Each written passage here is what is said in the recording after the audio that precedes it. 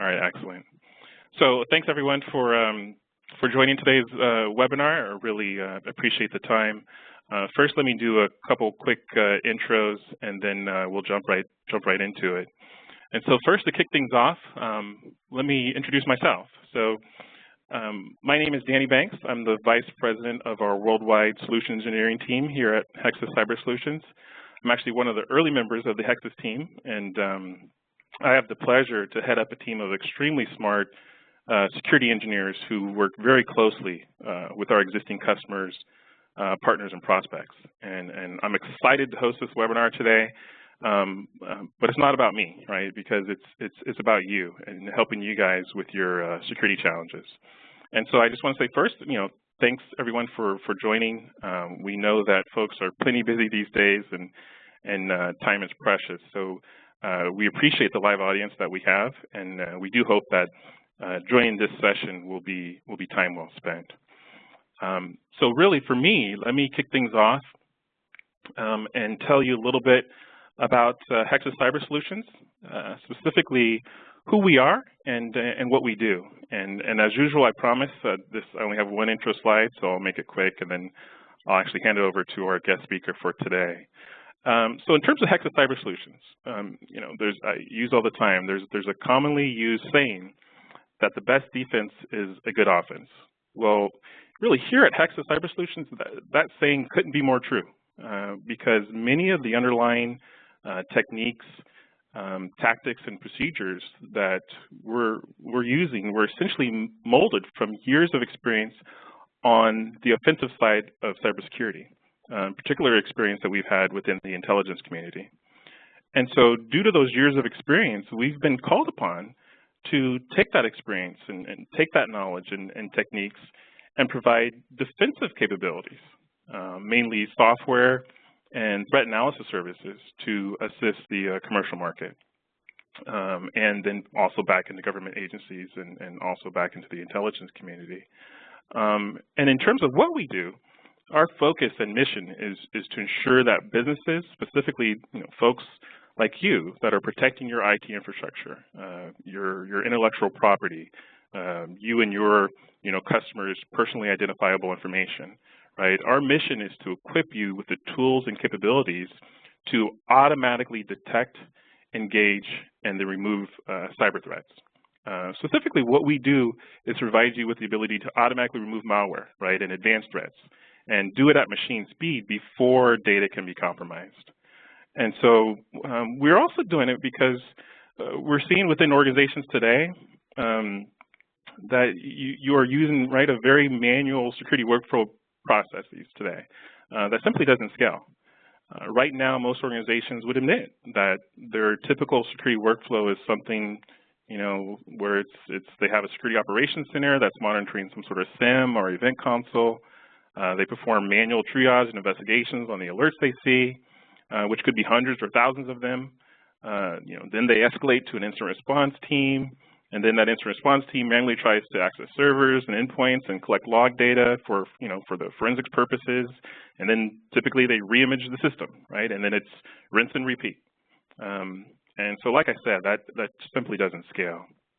And so what we've done is we've invited IANS to provide perspective on what information security professionals, such as many of you on this call, have to say about automating security detection and response versus using the typical security workflow that I just mentioned, right? So therefore, now I'd like to introduce our industry expert and guest speaker from IANS, Mr. David Shackleford. And so actually, let me give a quick intro on David here. So Dave Shackleford has multiple areas of expertise, including cloud and virtualization security, network security, security operations and vulnerability, and threat management.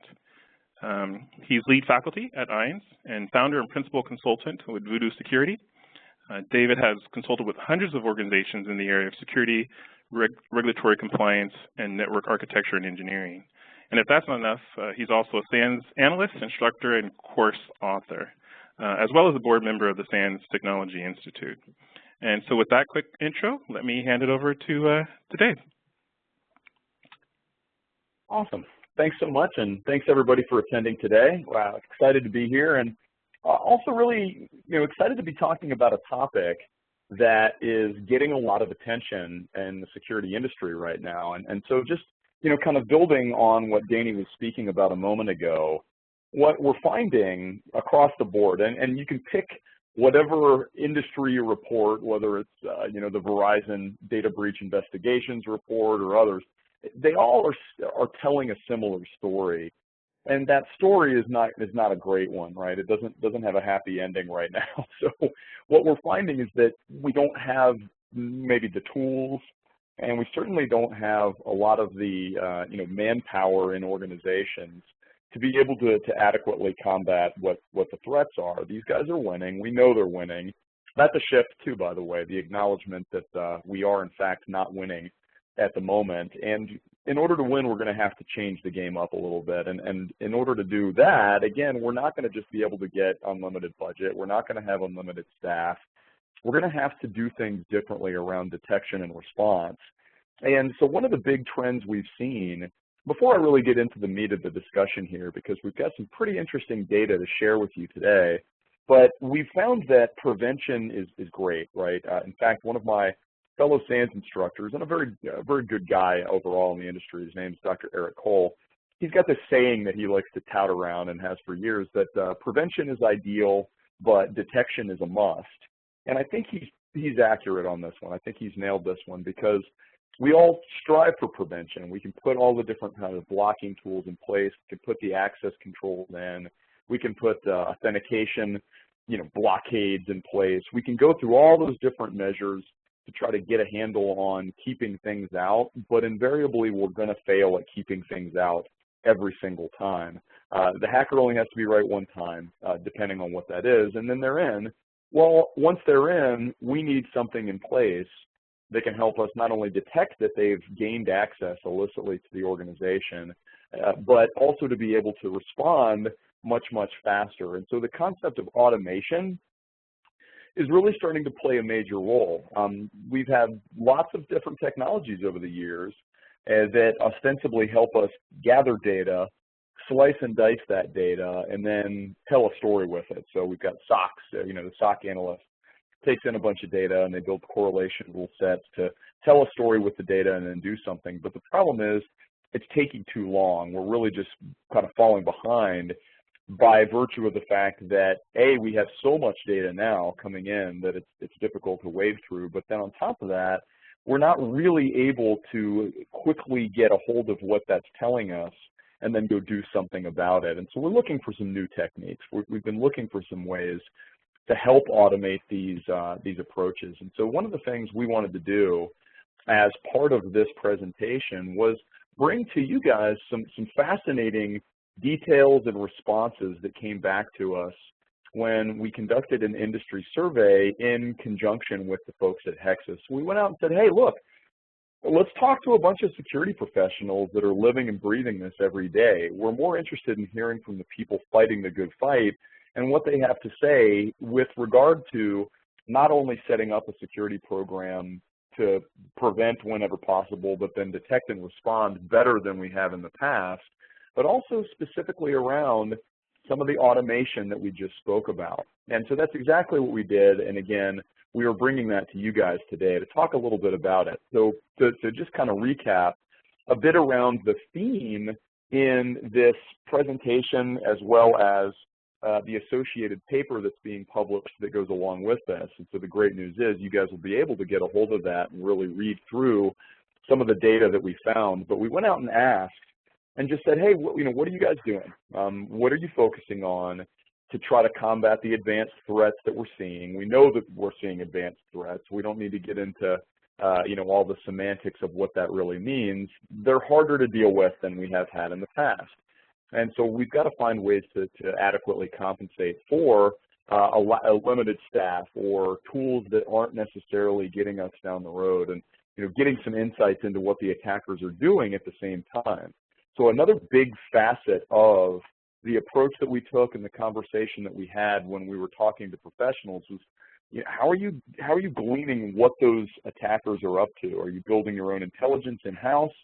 Are you relying on third parties, both in tools and services, to help augment that and really kind of enhance what you've been getting internally and do something about it? So how are people getting their intelligence game improved over time? So we're looking at some differences based on what we've done in the past and what people are starting to do now. So that's the whole idea here, is just getting kind of a picture of what was going on out in the world.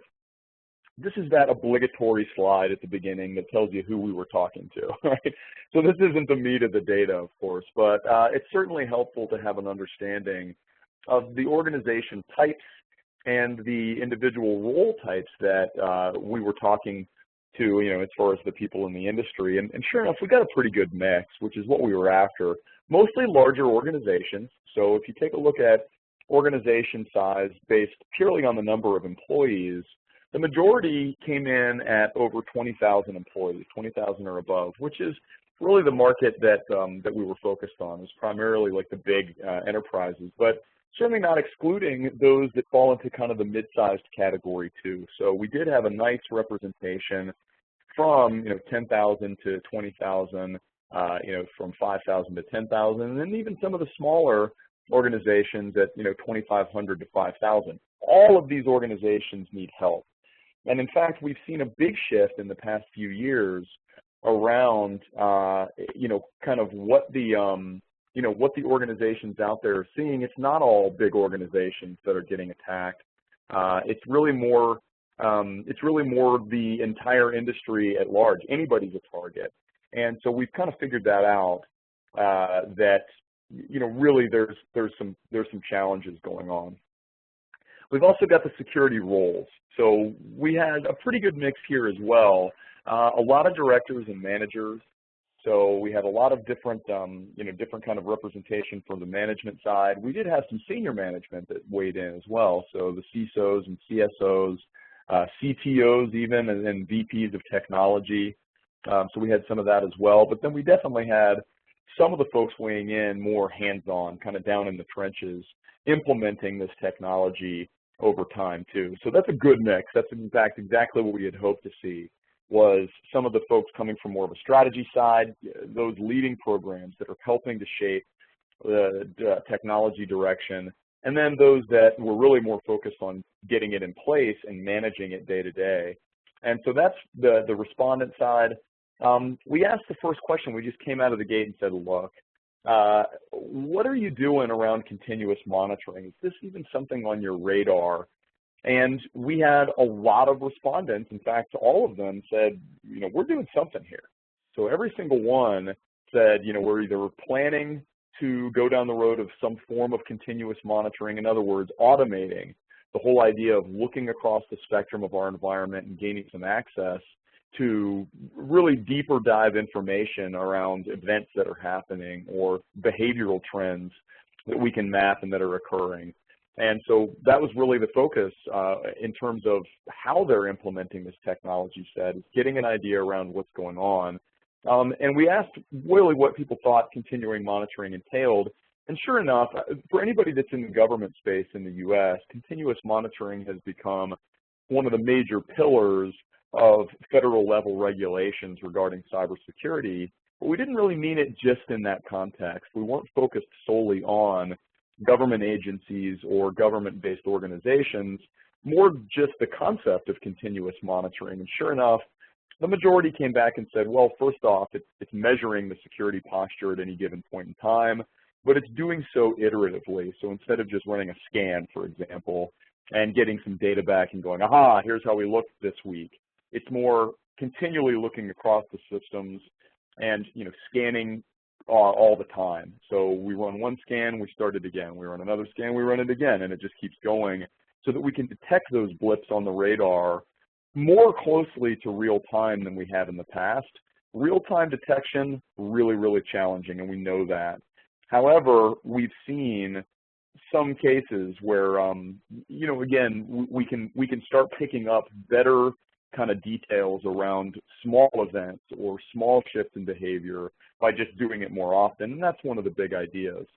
Looking for deviations in our controls set. So what's the spectrum of our controls? What's our goal? Well, we want to know exactly what they look like at any given time, but also how they're changing. Asset inventory. And asset inventory is a big kind of hot button in security right now. Well, in ops as well, but certainly in security. Because what we found is that we just didn't know what was running in our environments. In fact, this year alone, particularly with, say, the Heartbleed flaw that came out earlier, as well as the shell shock bash vulnerability that we've seen in the past very recent weeks, a lot of what that entailed was us going and digging around and saying, what are we running? What kinds of systems and platforms and vendor products are in fact in our environment? Because we need to know that in order to find them and grill them on what's running under the hood. That's something we realized very strongly here throughout 2014. So asset inventory is critical. And then, of course, automation around monitoring, analysis, and the remediation. And now that's where things tend to be a big shift, and I'll talk to that here more in just a moment. Seeing some big changes in that space particularly. Threat intelligence, yes, absolutely. This one's not a buzzword, folks. This is definitely an area of growth. And while I think we're still figuring it out, in fact, there's a lot to be said in what kinds of threat intelligence people are looking for, what kinds they're currently getting, what people even classify as threat intelligence, right? I think if you had 10 security professionals in a room and you asked each of them independently what they considered security intelligence or threat intelligence to be, they may give you different answers depending on their backgrounds and depending on what they're currently invested in. But all of the respondents that we talked to told us hands down, this is either something we're planning on getting or building more of this kind of a program, or we're currently doing it. And while it may be a bit tough to read some of those graphs in here, I can kind of summarize for you. First off, the majority of people are looking to their existing technology set to help feed them threat intelligence data. So threat intelligence data is information about adversaries, and there's a lot of different types. But in general, and this is really an overgeneralization, but there's really two major types that we tend to try to look for. First, categorically, it's the behavioral trending. It's things that we've seen shifting in the wild. It's stuff that we've seen across, traffic patterns or, certain activities known to be hallmarks of particular actors. But there's a flip side. There's a more tactical side, which is the very atomic indicators in the environment, or the very, kind of finite indicators. So these would be a hash value associated with a file, or a file name, or a registry key, or an open port. Something that's really the hallmark of the actor at a tactical level versus more of a big picture level. They both have immense value, but we're still working to try to figure out how to get that stuff. And so a lot of people are looking to their SIM vendors or to their monitoring and analysis tool vendors to help with this. Hey, guess what? You're out there seeing this across a wide spectrum of different clients and customers and industries. Help us. Tell us what they're seeing. Anonymize that data, create some trending, provide some of that intelligence for all of us to share in. So that's kind of the number one. There's other vendors that are producing dedicated threat intelligence feeds. So some of that, of course, may come into a SIM or some other sort of dedicated threat intel platform, but other times it may just be a digestible data feed that is able to be parsed and then integrated with other toolkits. That's also very common. So about half the respondents are using one or more of those types. And very closely behind that is some sort of a managed service provider. And they're providing different varieties of really the first two types that I had mentioned. And so sometimes you'll see this just presented as a report in a portal, for example. But then others, it's coming and getting fed into tools and being leveraged for additional analysis, cutting it up and doing some things with that data. There's some open source being used. There's actually a fair number of open source solutions that can help augment more of the commercial side threat intel. What we really found just talking, and this is completely aside from this report or this survey, is that the majority of larger organizations aren't solely relying on open source threat intel. They are using it as an augmentation strategy versus the sole source of threat intel, but that's not to disparage it. There are some great things to be had from threat intel in the open source community. But great news. People are paying attention here. We're definitely seeing some good things come out of the security community and some of the different vendor solutions that are being offered. So if we're going to be looking for threat intel, and we're going to be trying to either build more of our own threat intel from data sources internally, rolling it up to event management platforms, and then doing some things with that, as well as bringing it in from outside, how do we validate that data? And this is one of the biggest struggles I've heard repeatedly from security teams. We have data. We know we have great data. Some of it's difficult to wade through. I mean, now, again, we've got a lot more data than in the past. But aside from the volume of data, how do we parse through this stuff and really ensure that it's valid? So let me give you an example. Let's say, for instance, that you have an internal SIEM of some sort, and you're trying to build up an intelligence capability set within your SOC or within your team, and you're starting to feed in data from vendors or from the open source community. Well, you may get flooded with threat intel data, but how relevant really is it to you? So how are you vetting that against your own internal sources? How are you really ascertaining whether that's something that you can make use of? And so these are some of the answers we got when we asked that. How are you validating these threats? And the majority here, 2/3 in fact, specified that they were combining or correlating their internal indicators and evidence to take in that data from external sources and kind of weigh it a bit. So instead of just saying, wow, you know, external threat intelligence vendor X is giving us this information, you know, panic. Well, hold on a minute. Let's go and look and see if that's something we've seen. Let's see if that has any validity across what we already know about our environment.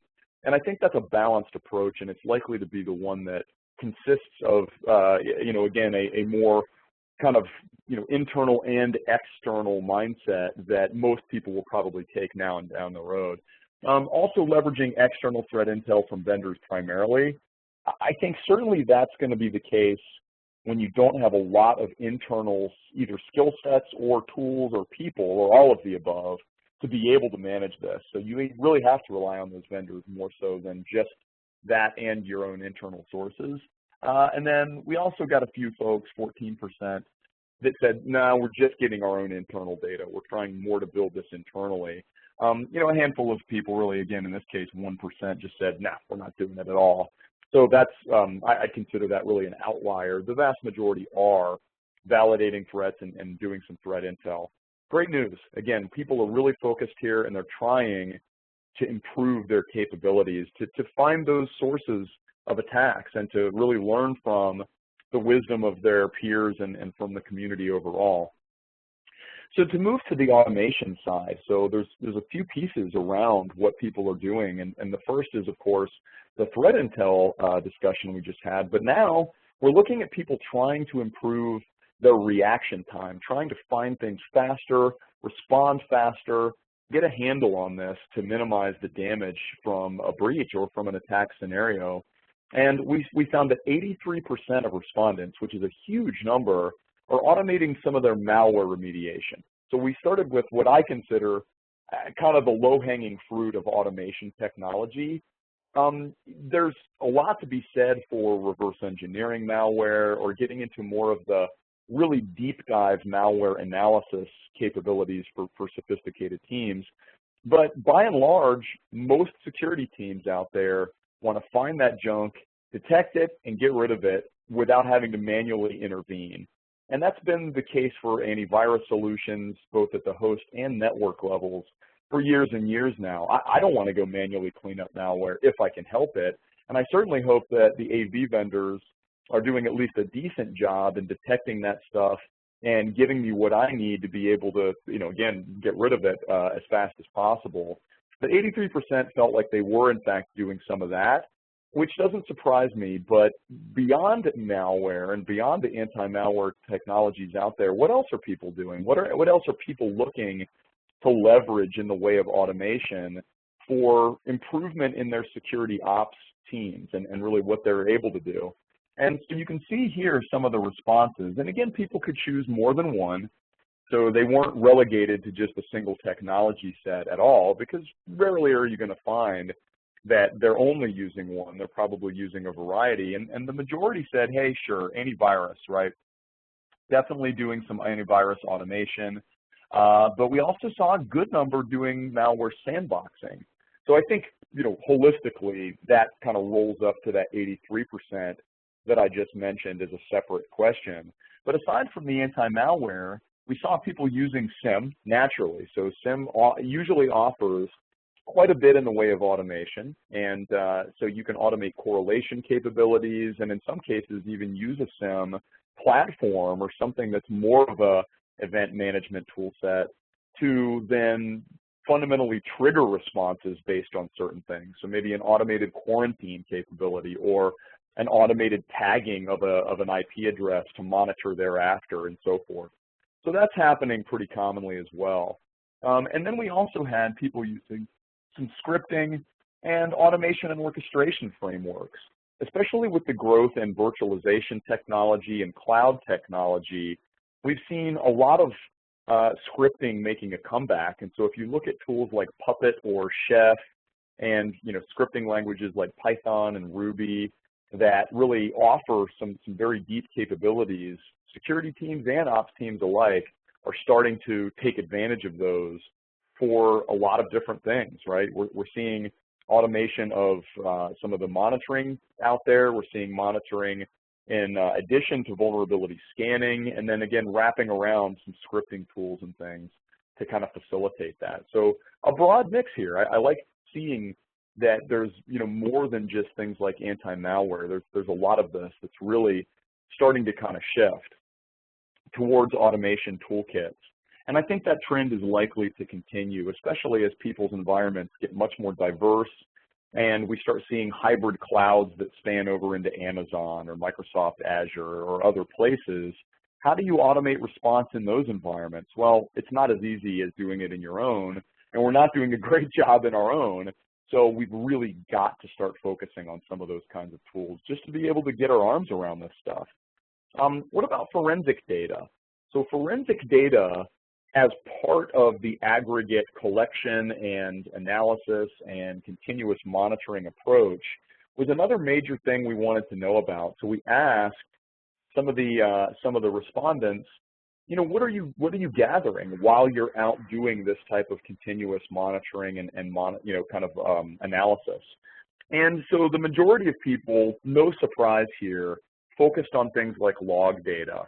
And so system log data, network log data, and events, the typical types of stuff that you would see coming from your firewalls and routers and switches and systems that roll over to a log management or a SIM solution. That's the number one. That's the biggest answer we got.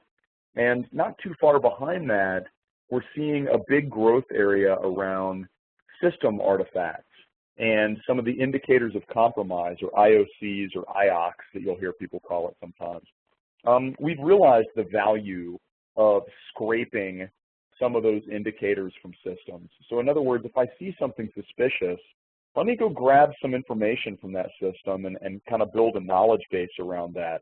And oh, by the way, if I'm using some threat intelligence from an external source, and I hear from 27 of my peers that they're finding these 4 registry keys and an open port associated with some malware that may be targeting me, I need to go find those.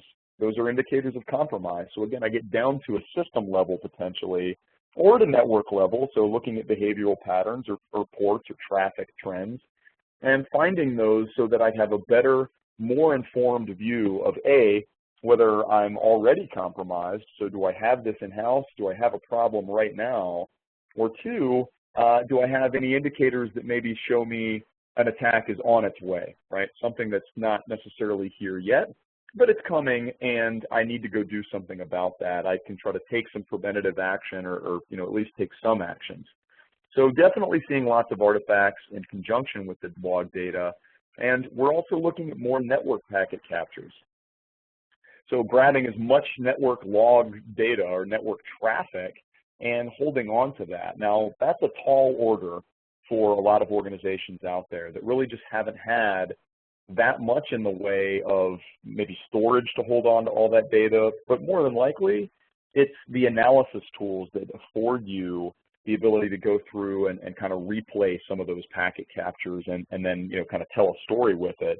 There are tools that do this, surely, but they've been fewer and further between based on just people's ability or time to kind of wade through that information in the first place. But that's certainly growing. I mean, again, over 50% are either gathering this or planning on it right now as a forensic type of data that will play a role in their overall prevention, detection, response capability set.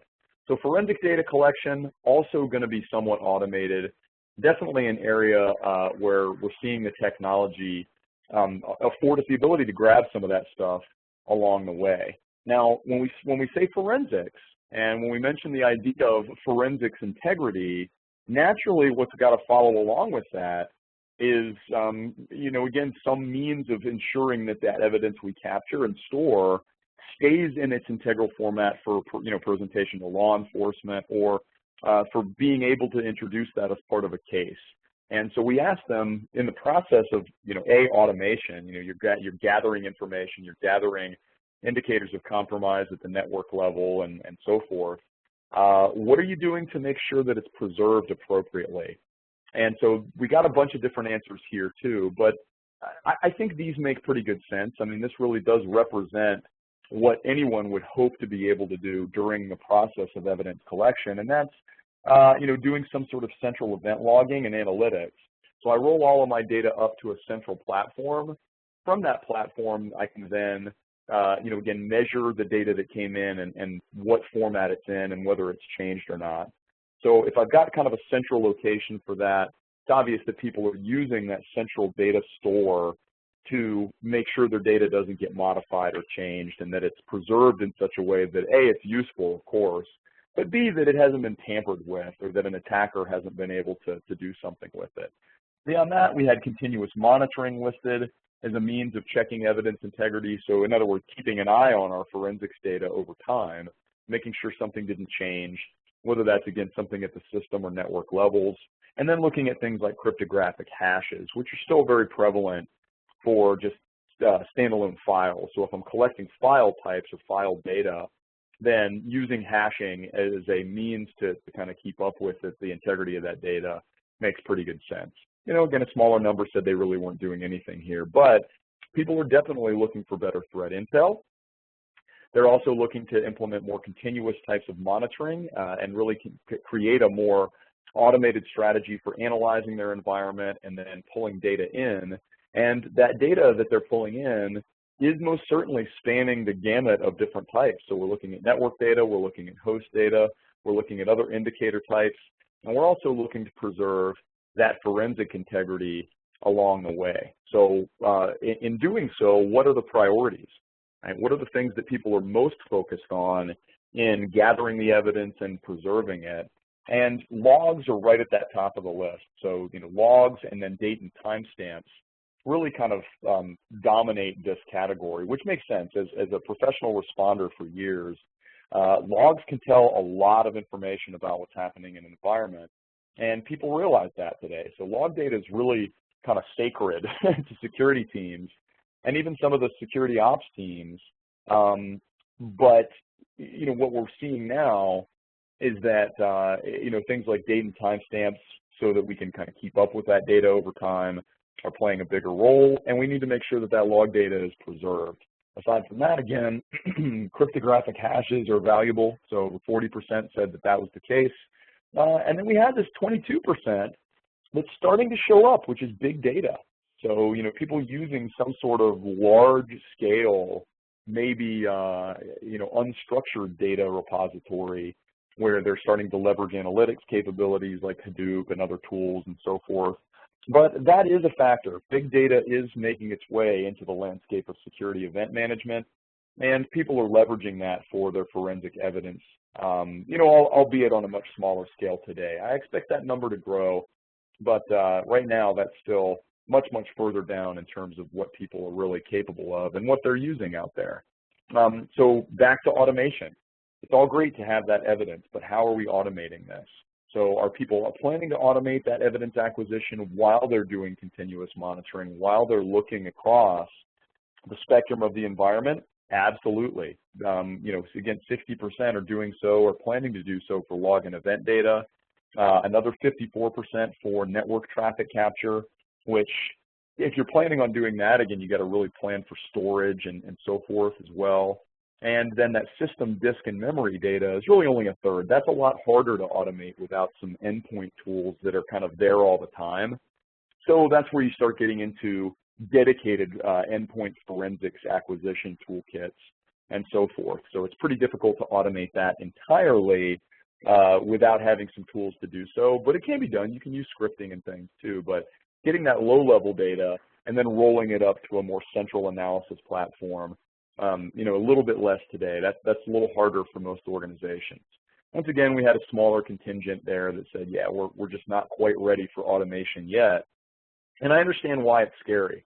Again, as somebody that comes from, you know, a background in security monitoring and security event management, I know that the idea of automating a firewall rule block or automating a scan or automating something was really a very scary one for a long time, right? It felt like we were kind of enabling Skynet by doing so. But today, I've really seen the pendulum swing the other way. People realize we aren't going to be able to do this manually. We're just not going to have the time or capability set to be able to adequately address this stuff. And so we've got to look for some new ways to not only automate detection and response, but along the way, gathering evidence and doing some things with that evidence and holding on to it for longer purposes, longer-term purposes. So the conclusion, right, to just wrap us up on some of the interesting data we found for organizations. I mean, first off, people are starting to integrate threat intelligence, hands down. So both internal threat intel that they're building themselves, as well as the external feeds coming in from vendors and open source sources, that's coming into their security analysis and response tools. So whether that's a SIEM or whether that's another type of analytics or threat intel platform, or all of the above, that is happening. People are starting to automate. So they started with anti-malware primarily, but we're seeing more automation around SIEM. We're seeing it around event management. We're seeing it even around continuous monitoring and scanning and data collection for things like network packet capture. Gathering forensic data and gathering it in such a way that we can validate and maintain its integrity, huge part of this landscape as well. So hey, if we're going to go ahead and automate things, let's automate that as well along the way. So that doesn't surprise me either. But finally, how are people going to use their data? What's the goal? Primarily today, we're seeing people looking at advanced SIEM and analytics tools. So taking their SIEM or building on their SIEM and trying to expand their capabilities and their knowledge base based on either, again, external threat intel, some of the other forensics data they're capturing internally, and really just building a better detection and response set altogether. So with that, I will turn it back over to Danny to finish us up. Great. So thanks a lot, Dave. So very interesting. Good stuff to think about. And so at this point, I'd like to give folks a heads up just to please start preparing your questions. We have a couple questions that come in via the chat window, but please send in your additional questions. And while you're doing that, let me just jump in. It's really something I like to do in terms of for those who are taking notes and really, you know, let's take a look at some of Dave's conclusions and how they map actually to our Hexis Cyber Solutions offerings. You know, so first of all, within our flagship product HawkEye, there actually are many capabilities, right, that resonate with what folks shared in their survey results. As Dave pointed out, the importance of big data and security analytics and the need to start using threat intelligence. And I love that. It's like, yes, use threat intelligence, right? You need a threat feed. And I like to point out that you really need to look at quality versus quantity when it comes to threat feeds. You know, you need to look at how often is it updated, right? Domains, IP addresses, URLs are rapidly changing. And to these, you know, malicious sites and command and control servers. And so, you know, stale information is not good. But then also file hashes, as Dave mentioned, you know, look at file hashes, MD5s, SHA-1s. So you don't just have your network-based signatures, but also your host-based threat intelligence that is important. Dave also pointed out true automated remediation, right? And that really requires a certain level of confidence when you think about it. And that's what Dave mentioned when he talked about validation of threats, right? Within HawkEye, on top of our automated remediation that we do today, our upcoming threat IQ-based correlation and additional analytics will bring in sensor data from the network and from the endpoints and even from other third-party security solutions to even be more accurate in terms of being able to filter the signal from the noise, right? And then also in terms of automation, it's really when you think about it, and as Dave pointed out, 76% of you folks out there, from an antivirus standpoint, you're already using automation if you really think about it. And so I like to think also on the analogy of even just think about email spam filtering, right? That's now automated. And you really don't think twice about quarantining a file or putting this email into a spam filter, right? And then reviewing it later, or if you review it at all, right? How often do you now look at your spam folder, right? Now it took a while to get it right, and initially some legitimate stuff showed up in that spam folder, but when you check your folder and then you decide to permanently delete items in that folder, that's what we call machine guided, right? And instead of having to review everything, your attention is guided to particular incidents, and that's when you as a user, you hit the button, right, to do final removal. And so it doesn't have to be completely automated, it can be machine guided. And so that's all good and very similar to what we do within the Hawkeye G solution today.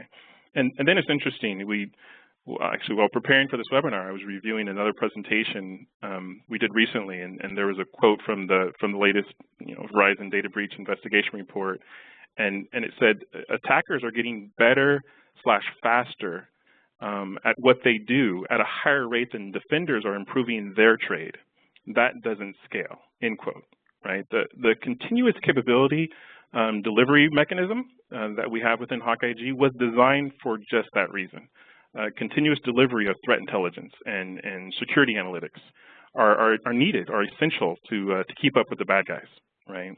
And then on the Hawkeye analytics platform side, as Dave pointed out, right, big data is important. And now the thing is, big data can mean documents and objects and images and videos, et cetera. But when it comes to security, that sacred data source, as Dave put it, that means log data, right? That means security event data, timestamp data. And so you need, a big data analytics platform purpose-built for that class of data. And that's what we have in our Hawkeye AP solution, the analytics platform. It's a patented and proven columnar database technology that is designed to handle terabytes of forensic data and store it in read-only, tamper-proof format, again, as Dave pointed out, and then it also has a natively compressed backend, so you can save on disk space, but yet it still provides an easy access interface in terms of queries and custom analytics. And so it's all very good, and so we believe that our offering maps well to many of the points that Dave highlighted today. So good stuff. So with that, let me kind of wrap up here and talk about some of the key Hexis differentiators in all this. Once again, we're the cyber experts who have built a solution that automatically detects and removes malware without disrupting the network, right? And being able to do it before data is compromised. Because right now the pressure is on, right? It's you information security professionals out there. When it comes to dealing with a large number of threats, it's overwhelming. And as Dave pointed out, and I think that was his first point. Therefore, we believe that organizations need what we call a force multiplier, right? Organizations need antivirus on steroids, if you will. I think of it as antivirus on HGH, which the HG stands for Hawkeye G, because you need automated security detection and response, and within Hawkeye G, we can automate that process, and it's more precise. Again, it uses threat intelligence and signatures and indicators and anomalies to detect threats. And then to respond to those threats, we use progressive mitigation. And the key here is that it avoids user interruption. It's not a sledgehammer approach, or not your typical, change these firewall rules. Our approach is laser-focused precision to quarantine a particular thread or quarantine a file, and then kill the actual process that file generated that was beaconing out, or immediately expire credentials that are being used to move laterally, right? It removes the persistence and additional files and DLLs and processes that are associated with that threat. And again, all while the user is still using their endpoint device, right, without interruption. That's what we do. That's the Hexis HawkIG solution. And then for forensic data capture from the endpoint, that's difficult. Again, as Dave pointed out, we've seen that incident response teams, on average, could take 3 to 5 hours to remediate an incident. And some of those, I mean, a good 20% of those can take up to 8 hours. And so right now, oftentimes the target host or the endpoint device that has been affected, it's physical location and who knows where. It's hard to track down, so it could take days or weeks to get physical access and capture that forensic data about a particular threat. I often share a story of recent implementation of our HawkIG solution in a customer site, and we detected quite a bit of malware activity, of course, and the incident response team saw those incidents in our dashboard and said, okay, yeah, we'll go check out those workstations. And we then came back the next day and asked them, so, did you check on those threats that we detected? And said, well, actually, no, we didn't have time to do it. And then, well, we came back the next day and said, hey guys, did you check on those threats or those workstations? Like, nope, actually, we didn't have time to do it. Third day, hey, did you check on those threats? Like, now mind you, right, these were endpoints that we detected that had active malware installed on them, right? Well, it was the end of the week when we finally, showed them and let them know, like, guys, there's a button on the HawkIG dashboard that allows you to run an automated forensic survey against those infected hosts. We can gather process information, network information, registry key information, file system information, all that forensic data, and bring it back into the HawkIG interface. And that's what we let them do. And again, we call that machine-guided remediation. And then when they finally did that, they were able to do basically in seconds what they couldn't previously do in a week, right? And that's that automated evidence acquisition, I think Dave called it, that's very, very important. And then finally, who doesn't like, business benefits, right? The bottom line is that the return on investment achieved with the Hexis solution is straightforward, right, as pointed out in the last bullet. But also existing solutions benefit that you have within your environment, they benefit because automation overall allows you to reduce the amount of time spent on repetitive tasks like reviewing alerts and doing investigations and re-imaging systems, right? Instead, you have your incident response team focused on threat analysis and research and tasks more specific to your line of business. That's a key differentiator, and that's what we provide. Okay, so with that, I think we have a few minutes here to jump into a few questions, and I think I have some here and a few more that were sent in. So, Dave, I think if we're both online, I'll throw some questions at you. Excellent. So the first one I have here is, what do you see as the merits to automated malware removal for enterprises? Well, I mean, I think certainly a lot of that's going to depend on the quality of the detection. I mean, I think, the reality is people are nervous because they feel like they're going to have false positives, right? I mean, that's at the heart of the whole thing is you're gonna delete something that ultimately is important and you didn't realize it. But it's getting close to the end of 2014. I don't think we have the same level of false positives in that area that we used to. So there's enough decent indicators, and I think another factor is going to be that threat intel space. So if I can bring in external feeds or other things that can tell me, look, there is zero doubt that this file is indicative of this malware and it is on your system, why in the world would I not just get rid of that immediately? Or at least get rid of it in the sense that it's no longer a threat and I can do some analysis later and so forth. So I think the benefits are probably huge because you can eliminate the immediate threat factor while still, again, following up with whatever sort of forensic analysis or investigation you would want to do thereafter. But first thing, fix the problem to where you're not, sending out data or beaconing out or doing whatever it is that these guys are up to. Got it. Very good. And so the next one here I see is, what other ways besides automated removal can malware be eradicated? So what are some of your thoughts there? Well, I mean, there's all sort of mitigation techniques that don't necessarily involve quote-unquote removal. You might modify some of your DNS entries, or you might modify network settings, or you might simply just find a new quarantine mechanism. I mean, I really like the idea of automated quarantine. Some of the malware out there doesn't respond well when you try to delete it or try to do something to it, and so it looks for active link, and if it doesn't get it, well, things start going badly and so on. So I think one of the things that could be useful is just looking holistically at controls and saying what other ones could be automated somewhat safely without without any concerns for disrupting production environments. Exactly. Yeah, I think what we've seen from customers as well is kind of the nuke it from orbit approach. It's like, what, here's how we're going to fix the machine's infected, nuke it from orbit, reimage it, start all over again. But clearly that doesn't scale. All right. So the next question I see here is what are the specific roadblocks to firewall rule automation, and what can I do to overcome the FUD? That's a good point.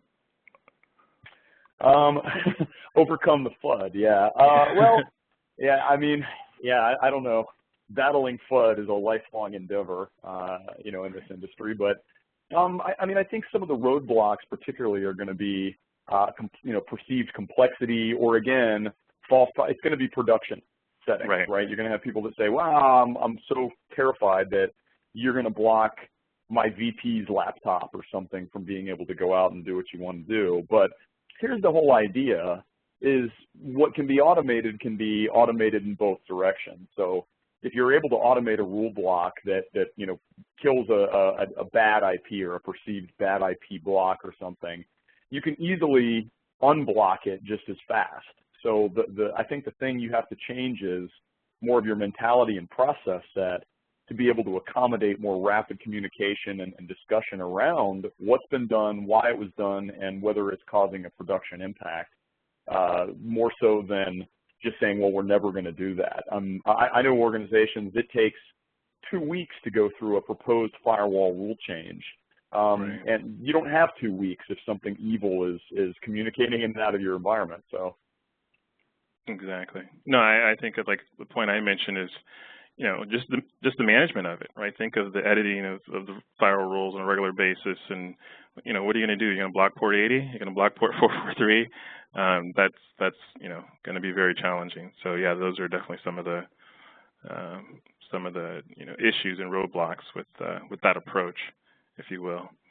So next question I have here is, so Hawkeye G has been in the market since earlier this year, actually since last year, and so what reference accounts do you have to show functionality of the Hexis Hawkeye system? So great question, and actually I'd love to get your contact information so we can share that with you. Actually, I focused on who we are and what we do, but there's definitely how we do it, right? And how we provide automated malware removal. And so yeah, we welcome the opportunity to share more about the details in terms of the functionality and how we do it. We'd love to kind of spend some one-on-one time with you to go over that. So we'll contact you. I think just one time for probably one last question, just a few minutes here. Let's see, last one. So what is the main reason for slow security responses to breaches? I guess I touched on that a little bit, but maybe get some of your thoughts this time, Dave. I mentioned our customer experience of just trying to track down the infected workstations, but that's what you're hearing as well? Yeah, I think first off, it's just scale. I mean, people don't know what they've got running in their environments. By the time they get that blip on the radar, it's already probably been there for a while. There's not a lot of coordination between, kind of that initial input vector of maybe the help desk or somebody else versus what the SOC team is doing. I mean, I think there's just a lot of kind of muddied water in people figuring out what's really happening and being able to vet it appropriately before taking action. I mean, that really seems to be at the heart of a lot of those issues. Exactly. All right, sounds good, guys. I think that's about all the time we have in terms of questions. Thanks for sending those in. Great questions, appreciate that. And thanks everyone for chiming in. Again, want to thank Dave for being our guest speaker today. Really appreciate your time, Dave, as always. And yeah, and then with that, let me go ahead and hand it back over to Deb to wrap things up. Thanks, everyone. Yes. Thank you, Danny. Thank you, Dave. I wanted to let everybody know that we've recorded the presentation, and we'll be sending out a live URL within the next couple of days. But even more exciting is that Dave and the IANS group has put together a white paper based on the research that they've done, that he presented some of the stats here. So once that white paper is available in the next couple of weeks, we'll make sure that we get you a copy of it. And with that, have a great day. Thank you. Thanks, guys.